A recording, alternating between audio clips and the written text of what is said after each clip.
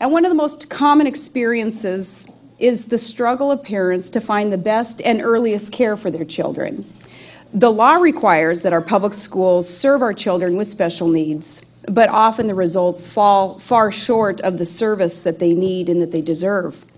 Even worse, parents are left with no other options except for the few families that maybe can afford private instruction or therapy.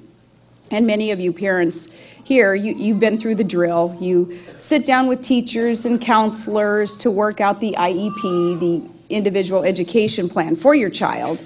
And the school, no doubt, is trying its best. They're doing all that they can with the resources that they have, but they are overstretched. And they may keep telling you that, no, your child's progressing well and no extra services are required. They keep telling you that, but you know better because you know your child. And you know that your children perhaps are not getting all of the help that they need at a time when they need it most. The parents of children with special needs ask themselves every day if they're doing enough and if they're doing right by our sons and our daughters. And when our public school system fails to render help and equal opportunity, and even parents are prevented sometimes from seeking that help and those choices elsewhere, that to me is unacceptable. And in a McCain-Palin administration, we're going to put the educational choices for special needs children in the right hands, in the hands of the parents and the good responsible caretakers. Under reforms that I will lead as Vice President, the parents and caretakers of children with physical or mental disabilities will be able to send that boy or girl to the school of their choice, public or private.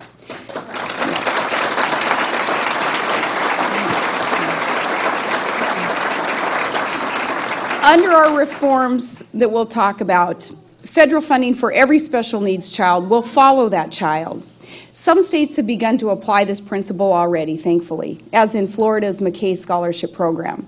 And that program allows for choices and a quality of education that should be available to parents in every state for every child with special needs.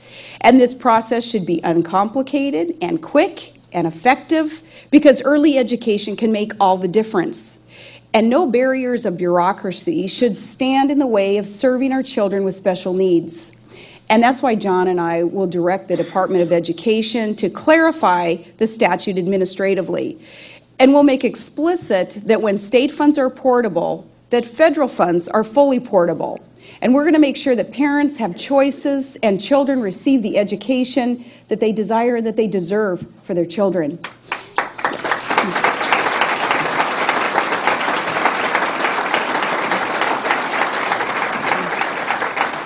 Because even the best public school teacher or administrator really cannot rightfully take the place of a parent making these choices. The schools feel responsible for the education of many children, but a parent alone is responsible for the life of each child and how to make that life better. And in the case of parents with children who have disabilities, then there are enough challenges already as it is, and our children will face more than enough closed doors along the way, unfortunately, until we really change the face of America and show that good heart of America in every aspect of our culture, of our society. So when our sons and daughters need better education, more specialized training, and more individual attention, the doors of opportunity should be open, and they'll be open in our administration. Like John McCain, I'm a believer in providing more school choice for families. And the responsibility for the welfare of children rests ultimately with mothers and fathers. And the power to choose should be theirs as well. But this larger debate of public policy should not be permitted to hinder the progress of special needs students, where their lives and their futures, their happiness is at stake. We should have no agenda except to ease the path that they are on. And the best way to do that is to give their parents options. In a McCain-Palin administration, we'll also fully fund the Individuals with Disabilities Education Act. Finally, it will be fully funded. It was to his great credit that President Gerald Ford signed the legislation that became the IDEA into law, establishing new standards of respect and inclusion for young Americans with disabilities. And from that day to this, however, The federal government's obligations under the IDEA have not been adequately met, and portions of IDEA funding have actually decreased since 2005.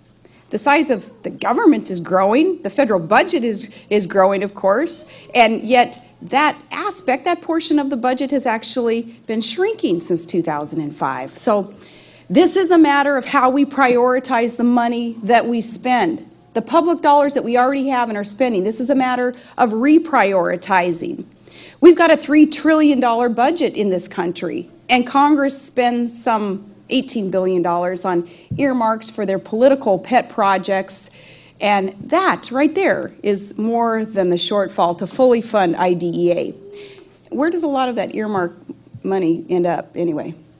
You guys have heard some of the examples of where those dollars go. You've heard about the bridges, and you've heard about some of these pet projects that really don't make a whole lot of sense, and sometimes these dollars, they go to projects having little or nothing to do with the public good.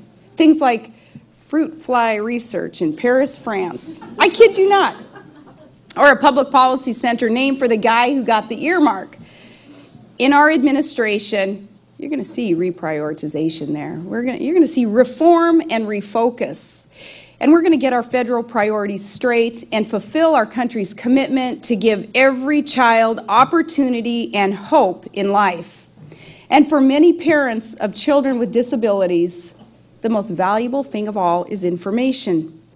Early identification of a cognitive or other disorder, especially autism, it can make a life-changing difference, that early diagnosis. And that's why we're going to strengthen NIH, the National Institute of Health. We're going to work on long-term cures for these, I don't want to call them diseases even, but we're going to work on these long-term cures. And in the short term, we're going to work on giving these families better information. Once a condition is known, parents, you know that you need then the best and latest information on what to expect then and how to respond. And this service is also provided for under the IDEA. What we've got to make sure is that every family has a place to go for support and medical guidance. And the existing programs and community centers focus on school-aged children, sometimes, though, overlooking the need for assistance before school age.